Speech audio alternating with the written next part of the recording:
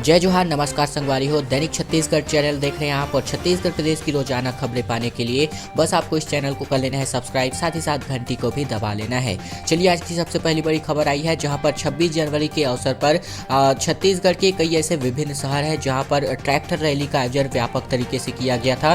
किसान मजदूर संगठनों ने किसान आंदोलन का समर्थन भी कर दिया है। दरअसल छत्तीसगढ़ किसान सभा और आदिवासी एकता महासभा ने इस ट्रैक्टर रैली में अपना बढ़ चढ़ के हिस्सा लिया है। दिल्ली में प्रदर्शन के उग्र होने के लिए सरकार को जिम्मेदार ठहराया जा रहा है। वहीं दिल्ली में चल रहे किसान आंदोलन के साथ एकजुटता दिखाने के लिए छत्तीसगढ़ के भी कई बड़े शहरों में साथ ही साथ छोटे शहरों में ट्रैक्टर परेड हुई है और साथ ही साथ कई किसान मजदूर संगठनों ने इसमें बड़ा हिस्सा लिया है। छत्तीसगढ़ किसान सभा और आदिवासी एकता महासभा ने कोरबा, सूरजपुर, सरगुजा, बिलासपुर समेत कई बड़े शहरों में किसान गणतंत्र परेड आयोजित किए गए थे। नक्सलगढ़ में जो तिरंगा है पहली बार लहराया गया है। दरअसल आज़ादी से 70 साल बाद अबूझमाड़ में भारत माँ के जयकारे गूंजे गए हैं। जिस सरपंच ने शहादत दी थी उनके डीआरजी जवान बेटे ने वहीं पर जो है ध्वजारोहण का कार्यक्रम किया। दरअसल दंतेवाड़ा के पाहुरनार गांव में एसपी समेत जो पहुंचे जवान थे वो यहां पर पहुंचे हुए थे। विकास और तिरंगे की मांग पर जो है नक्सलियों ने यहां पर सरपंच की हत्या कर दी थी। इसके बाद से यहां पर लगभग 70 वर्ष बीत चुके थे जो तिरंगा झंडा नहीं लहराया गया था। राष्ट्रीय पर्व पर हर बार काला झंडा यहां पर फहराया जाता था, लेकिन इस बार बच्चों और ग्रामीणों ने हाथों में तिरंगा लेकर के शांति मार्च निकाला है। छत्तीसगढ़ के टीचर्स एसोसिएशन ने सीएम भूपेश बघेल को जो है अपना मांग पत्र सौंपा है। दरअसल जन घोषणा पत्र में किए गए वादे को जल्द पूरा करने को लेकर के जो छत्तीसगढ़ के टीचर्स एसोसिएशन है इन्होंने मुख्यमंत्री को अपना मांग पत्र सौंप दिया है। दरअसल शिक्षा कर्मियों के संपूर्ण संविलियन करने और शिक्षा कर्मी प्रथा को समाप्त करने हेतु छत्तीसगढ़ टीचर्स एसोसिएशन ने मुख्यमंत्री भूपेश बघेल को तहे दिल से आभार प्रदर्शन एवं अभिनंदन किया है। प्राप्त जानकारी के अनुसार 26 जनवरी को ग्राम मंगनार विकासखंड कांड में आयोजित कार्यक्रम के दौरान जो है छत्तीसगढ़ टीचर्स एसोसिएशन जिला बस्तर के पदाधिकारियों द्वारा सौजन्य मुलाकात की गई और साथ ही साथ जो अपने जो मांग पत्र है वो यहाँ पर मुख्यमंत्री बघेल को सौंपते हुए नजर आए हैं। सीएम भूपेश बघेल जो है कोंडागांव में नए शिल्प नगरी का जो है लोकार्पण करते हुए बीते दिन नजर आए हैं। दरअसल मुख्यमंत्री ने शिल्पकारों को जो है सम्मानित भी किया हुआ है।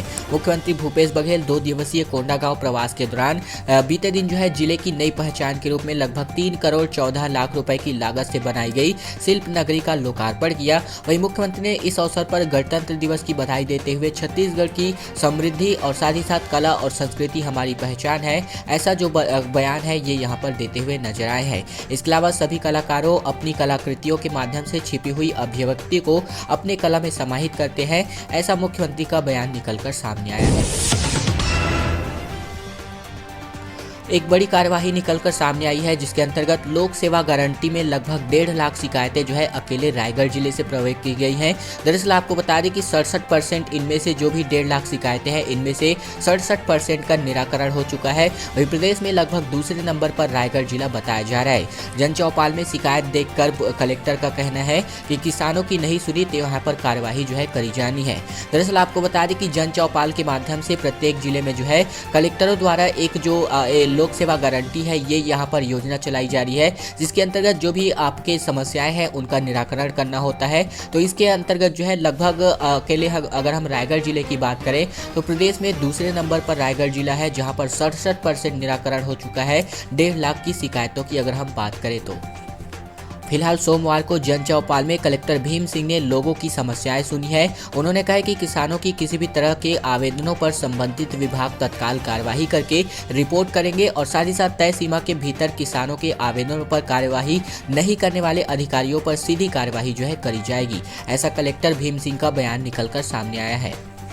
दोस्तों अगली बड़ी खबर की ओर बढ़े लेकिन उससे पहले हमारी एक छोटी सी प्रार्थना है आप सभी से। अगर आपने इस चैनल को अभी तक से सब्सक्राइब नहीं किया है तो छत्तीसगढ़ प्रदेश की रोजाना खबरें पाने के लिए आपको इस चैनल को सब्सक्राइब कर लेना है, साथ ही साथ घंटी को दबा करके ऑल नोटिफिकेशन को भी सिलेक्ट कर लेना है।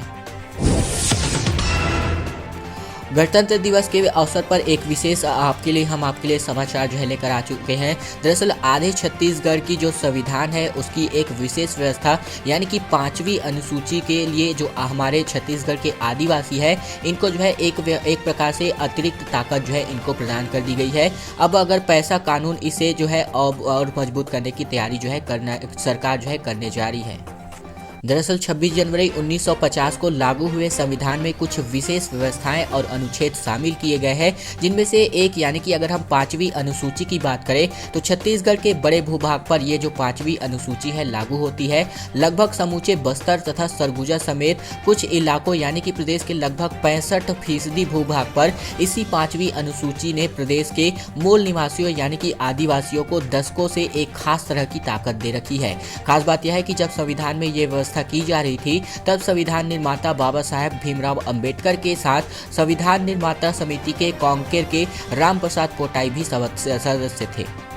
यानी कि अगर हम एक प्रकार से बात करें तो संविधान की 5वीं अनुसूची के कारण हमारे छत्तीसगढ़ के जो भी आदिवासी समाज के वर्ग हैं उनको जो है एक प्रकार से खास ताकत और खास जो महत्व है इस संविधान के द्वारा दिया गया है।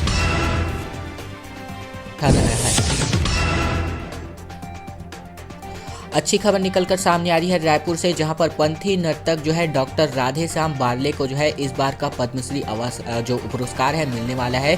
छत्तीसगढ़ के लिए 17वां जो पद्मश्री पुरस्कार है ये यहां पर छत्तीसगढ़ के नाम होने वाला है। केंद्रीय गृह मंत्रालय ने सोमवार देर शाम पद्म पुरस्कारों की घोषणा कर दी है। मुख्यमंत्री का कहना है कि डॉक्टर बारले ने अपनी साधना से जो है प्रदेश का गौरव बढ़ाया है। छत्तीसगढ़ के प्रसिद्ध पंथी नर्तक डॉक्टर राधेश्याम बारले को देश के प्रतिष्ठित पद्मश्री का सम्मान वाला है। केंद्रीय गृह मंत्रालय ने सोमवार देर शाम 2021 के पद्म अलंकरण की घोषणा कर दी है। इसमें जापान के पूर्व प्रधानमंत्री शिंजो आबे सहित देश के लगभग 119 लोगों के नाम है। छत्तीसगढ़ से अब तक 16 लोगों को यह पद्म पुरस्कार मिल चुका है। नक्सलियों का आतंक जो है 26 जनवरी के अवसर पर निकलकर सामने आ रहा है। चुनावी बदले की आशंका दरअसल जताई जा रही है। राजनांदगांव में थाने से 3 किलोमीटर दूर वारदात को जो है नक्सलियों ने अंजाम दिया है। नक्सलियों ने महिला सरपंच के ससुर और उप सरपंच के पति का गला रेत करके इनको जो है हत्या कर दी गई है। दरअसल मानपुर क्षेत्र के कामखेड़ा और मोरार पानी गाँव में नक्सलियों ने देर रात इस हमले को वारदात को अंजाम दिया है। पंचायत चुनाव में अप्रत्यक्ष रूप से खड़े किए गए थे उम्मीदवार, जबकि इन उम्मीदवारों के हारने पर जो नक्सली है अपना बदला जो है ले रहे हैं ग्रामवासियों के माध्यम से। दरअसल नक्सलियों ने जिन व्यक्तियों की हत्या की है उन पर नक्सलियों ने पुलिस का मुखबिर होने का भी आरोप लगाया है। नक्सलियों ने अप्रत्यक्ष रूप से उम्मीदवार जो है खड़े किए थे। दरअसल आपको बता दें कि पंचायत चुनाव के दौरान नक्सलियों ने अपने उम्मीदवार को जो है अप्रत्यक्ष रूप से खड़ा किया था और साथ ही साथ ये जो उम्मीदवार है नक्सलियों की ये जो है पंचायत चुनाव में हार गए थे, तो इनका जो अप्रत्यक्ष रूप से बदला है वो यहाँ पर नक्सली अपने ग्रामवासियों के माध्यम से लेते हुए दिखाई दे रहे हैं। महामारी के टीकाकरण के महाअभियान की बात करें तो 175 वैक्सीनेशन बूथ में लगभग 11,290 टीके लग जा चुके हैं। फिलहाल अगर हम रायपुर जिले की बात करें वही 40,000 के पार जो है पूरा जो आंकड़ा है वो यहां पर पहुंच चुका है।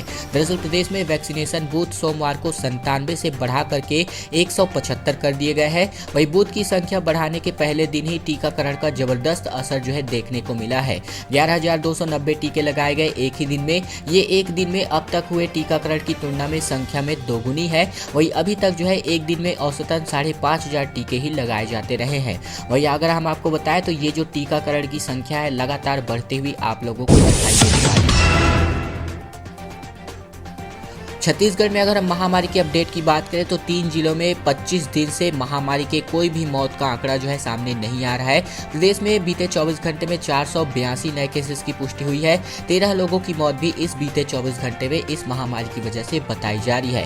दरअसल रायपुर में 94 नए पॉजिटिव केसेस मिले हैं और साथ ही साथ प्रदेश भर में 482 नए संक्रमित मरीजों की पुष्टि हो चली है।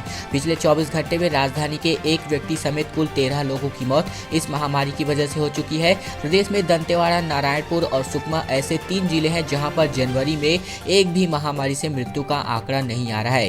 हालांकि प्रदेश के मौत के आंकड़ों की बात करें तो अभी फिलहाल कमी नहीं दिखाई दे रही है। वहीं अगर हम आपको बताएं तो प्रदेश में अब तक महामारी के जांच का आंकड़ा 41 लाख के पार हो चला है। दोस्तों, आज की खबरों का सिलसिला यहीं तक का था। अगर आपको यह वीडियो पसंद आया तो आपको इस वीडियो को लाइक कर देना है, चैनल को सब्सक्राइब कर लेना है, घंटी को दबा करके ऑल नोटिफिकेशन को भी सेलेक्ट करना है ताकि आपको छत्तीसगढ़ प्रदेश की रोजाना खबरें सबसे पहले इसी